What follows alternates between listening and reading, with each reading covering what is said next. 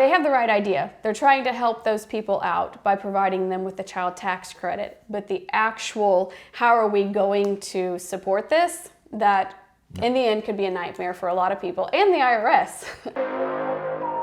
So in today's ever-changing world, we are seeing lots of new legislation being talked about. It's not actually real life yet. So today we want to talk about child tax credits and what we are looking at with possible changes that are coming down the pike. So those that currently you have somebody living in your home, they don't qualify for, you don't get the child tax credit on them, but hey, you think they should. So actually this is for you. So Larry, if you want to dive in and tell us a little bit what we're looking at in that realm. I think first thing before we get into the proposed legislation that's actually in the House Ways and Means Committee as we speak, is there's been this big attention with this advanced child tax credit.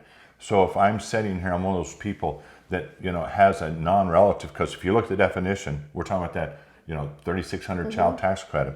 But the traditional definition, which is what's in the law now, and this has not been modified since 2004, but what it says is what we consider the traditional relationship. It has to be related. So that child, even though you're, taking care of the child, even 365 days a year, if it's not a relative, and there's a definition, and another course we do, but if you're not related, then you don't qualify. So with this onset starting in July of all this advanced child tax credit, they recognize that there's this huge population out there that's getting no benefit, and it's non-relative. It's taking care of the child, providing housing and everything. Right. So in that case, what this is going to do is look at a different definition and mainly move away from the traditional definition of a relative, be like a brother or sister, mother, father, nephew, grandchild, but non-related. It could be a cousin, etc. I think on that part, this is something that needs to be addressed, but I also think, Debbie, this is going to make it much more complicated. It's going to make things very complicated, whether you're doing the taxes yourself or whether you're a tax preparer doing taxes. You have to be able to define, and you have to be able to support whether they actually lived with you, because this is even saying, so normally it's been you have to live in the house for over half a year. Now it's even saying we could break it down by month. Yes, and you could actually go back to test, which in one hand, I understand what they're trying to get.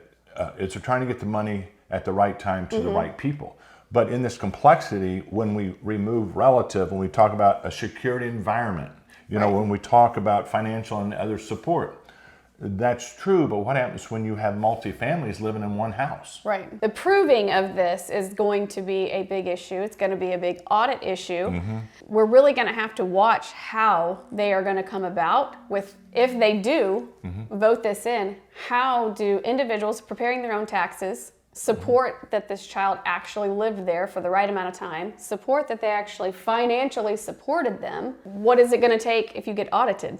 What's it going to take? So, and I think in part of the legislation, when you drill down a little more, is the fact that they're even looking at putting up some kind of electronic system that you'd be able to go online, and in case of disputes, they're looking at dispute resolution in this legislation, which, two people are fighting, and see in this case, it's not the normal ex-husband, ex-wife deal. This is people that are trying to claim this dependent because they're in their secured environment. But if you got multi-families in that one house, how do you define that? So it's going to be complex, but also we can't forget, this is child tax credit. We're not talking about the definition on a dependent. Right.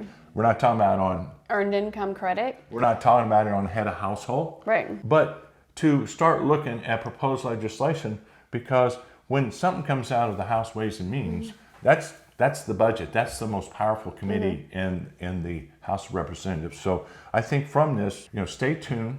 This is not going away. Trying to get it to the right people appears to be so complex. Right. I think that they have the right idea. They're really trying to help out those individuals that are opening their homes to children that don't really have anywhere else to go. They're not in the foster system, but they're they either don't have a home life, the home life they had was terrible, so they're letting them stay with them, they're supporting them, they're providing their food, and a lot of times they're providing their clothing. I see it happen a lot in the rural areas where there's a lot of poverty.